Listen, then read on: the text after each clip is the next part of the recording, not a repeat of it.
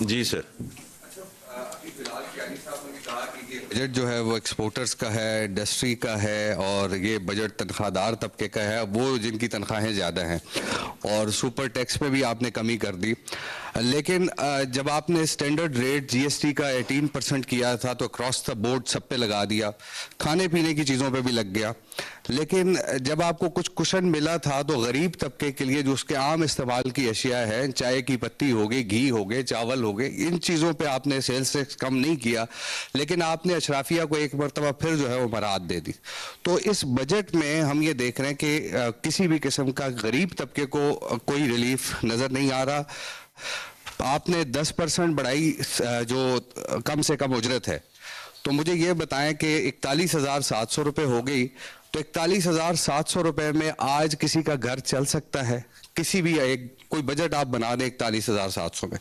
اور دوسرا یہ ہے کہ ایک دفعہ پھر ایک ایمبیشیس ٹارگٹ جو ہے ایف بی آر کا سیٹ کیا گیا ہے، اور 15,264 ارب روپے.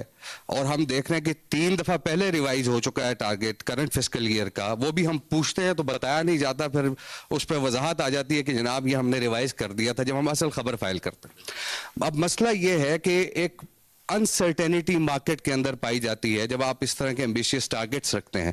اور اب سولر پہ اگزامپل لے لیں کہ سولر کے کہا کہ سیلز ٹیکس جو ہے بڑھ رہا ہے تو ریٹس بڑھ گئے، اسی طرح مختلف جو چیزیں ہیں ان کے ریٹس بڑھ گئے. تو یہ ذرا مجھے بتا دیں. ایک منٹ، یہ تیسرے سوال پہ شروع کرتے ہیں. یہ کس نے کہا تھا کہ سولر کا ریٹ بڑھ رہا ہے؟ ہم نے تو کسی نے نہیں. میں سر آپ سے درخواست کر رہا ہوں نا، یہ کس نے کہا؟ نہیں، لیکن اگر آپ آپس میں ہی بیٹھ کر یہ بات چیت کرتے رہے اور ہر ڈفرنٹ، کس نے کہا تھا جی؟ ذرائع نے کہا تھا. اچھا اب دیکھیں، ذرائع تو یہ سارے یہاں بیٹھے ہیں، اب میں تو کچھ نہیں کہہ سکتا. اگر آپ کسی ذرائع کو آپ پوائنٹ آؤٹ کرنا چاہتے ہیں کہ اس ذرائع سے مجھے ملی ہے، تو دیکھیں اب اور بھی میں آن اے مور سیریس نوٹ، میں پھر بلال کیانی صاحب کو بھی کہوں گا کہ وہ اس میں پچ ان کریں.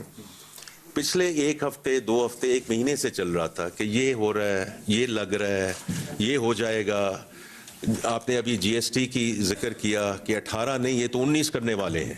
دیکھیں یہ تو اب اس کا تو میں کچھ نہیں کر سکتا. ہم نے جو پیش کیا ہے وہ کل بجٹ میں پیش کیا ہے، تو اس لیے اب یہ کہنا کہ جی اس کی وجہ سے یہ ہو گیا، وہ تو پھر جو people who are trying to do arbitrage acts.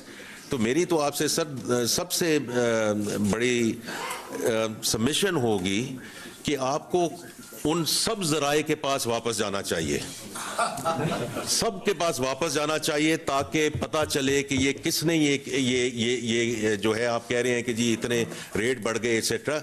آپ اس کی اکاؤنٹیبلٹی کریں، ان کی اکاؤنٹیبلٹی کریں، آپ ان کی اکاؤنٹیبلٹی کریں. اچھا دوسرا جی، انہوں نے سولر کا تو میں نے بات کر دی ہے کہ جو سوال تھا ہی نہیں. اور آپ ذرا تھوڑا سا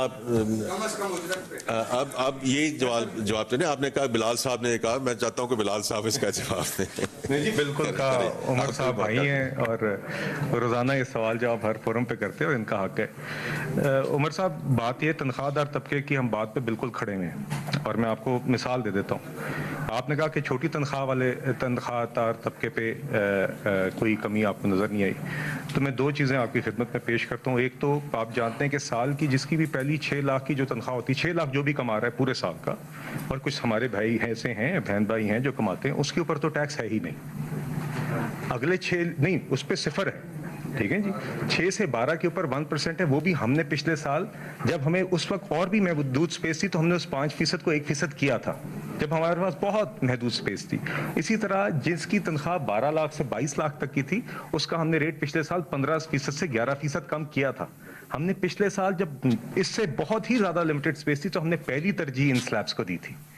تو اس کے اندر اب آپ دیکھ لیجئے کہ 1 لاکھ ماہانہ تنخواہ کمانے والے کا کل ٹیکس مہینے کا 500 روپے ہے. 2 لاکھ کمانے والے کا کل ٹیکس 13,500 روپے ہے. یہ اس کی انہی ریڈکشنز کے نتیجے میں ہے جو پچھلے سال ہم کر چکے ہیں. اب اس سال جو ہم نے ابھی ٹیکس ریڈکشنز کی ہیں، جو آپ نے دیکھا ہے دیگر سلیبوں میں ہیں، 22 ملین سے 32 ملین والے میں 3% کم کیا، 22 لاکھ سے 32 لاکھ تک والے میں ہم نے 3% کم کیا، 32 لاکھ سے 41 لاکھ والے سلیب میں ہم نے 5% کم کیا، 41 سے 56 والے میں ہم نے 6% ریٹ کم کیا، 56 لاکھ سے 70 لاکھ والے میں 3% ریٹ کم کیا، سپر ٹیکس ہم نے کم کیا۔ یہ وہ طبقات ہیں جن کو پچھلے سال ریلیف نہیں ملا۔ تو اس سال اور پچھلے سال میں چاہے کوئی شخص 1 یا 1.5 یا 2 لاکھ والا تھا یا کسی کی 12-13 لاکھ ہے، ان سب پہ ہم جان سمجھتے تھے بوجھ زیادہ ہے، اور ہم نے پچھلے 2 سالوں میں یہ مکمل طور پہ بوجھ ہم نے کم کیا ہے۔ دوسری آپ نے بات کی کمزور طبقات کی۔ دیکھیں پچھلے سال میرے خیال سے جی ہمارا بسپ کا بجٹ تھا 716 ارب روپے موجودہ سال کا رفلی، اس سال ہم اس کو 838 ارب روپے پہ لے کے جا رہے ہیں۔